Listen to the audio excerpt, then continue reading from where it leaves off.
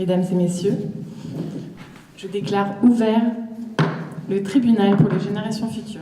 Mais si l'État nous impose de nous fondre, de disparaître, il reste quoi? Comment articuler une politique publique au bon échelon? Comment maintenir une qualité de service public déjà attaquée de toutes parts? Comment se priver de la connaissance du tissu associatif et entrepreneurial dont on a parlé, développé pendant de longues années par les acteurs de terrain et les élus locaux? Les promesses de la Seine-Saint-Denis sont nombreuses, on voudrait les étouffer? Elle est là la menace. Comme dans un procès, il y a un accusé qui est généralement une idée. Là, c'est le Grand Paris. Et cette idée, on l'accuse de quelque chose, donc on l'a accusé de menacer la Seine-Saint-Denis. Et comme dans un procès, pour défendre l'accusé, il y a un avocat. Et pour accuser cet accusé, il y a un procureur. Pour convaincre le jury, qui est tiré au sort dans le public, ils s'y prennent de deux manières. D'abord, ils interrogent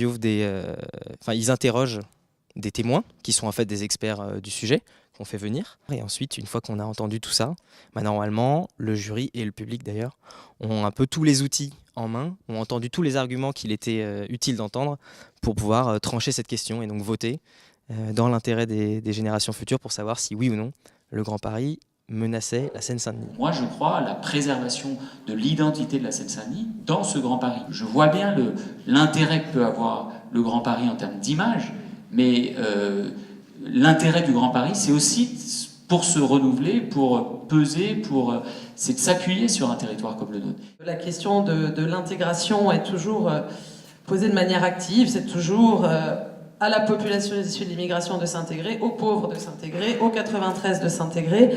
Et donc, si on ne lui donne pas les moyens de le faire, et si on ne lui laisse pas la place, surtout, l'intégration, c'est aussi ça, quelle place laisse-t-on aux gens à qui on demande de s'intégrer?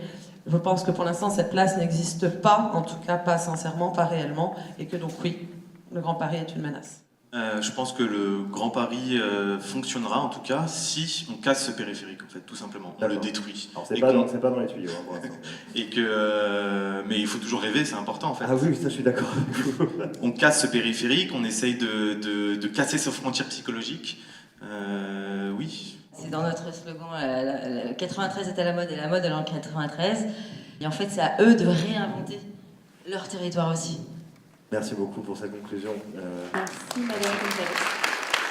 Moi j'étais très partagé, même au début et même pendant. Et au final après je me suis dit allez, remets les arguments à zéro, réfléchis. Et puis en fait ça reste très flou et c'est compliqué, c'est pour ça que j'ai dit que oui, en fait, c'était un danger. Alors, dans la situation dans laquelle on est aujourd'hui, et nous, parce que personnellement, ça nous concerne énormément, oui, et parce qu'on pense à notre avenir, on pense à tout ça, et du coup, on peut pas. En fait, c'est assez compliqué de dire si oui ou non, mais c'est surtout parce que ça prend du temps. Alors c'est excellent parce qu'effectivement ça nous oblige un peu à tous réfléchir à ces sujets-là. Une dynamique qui peut être créée là et qui peut permettre à plusieurs personnes, à plusieurs habitants aussi de Seine-Saint-Denis, institutions de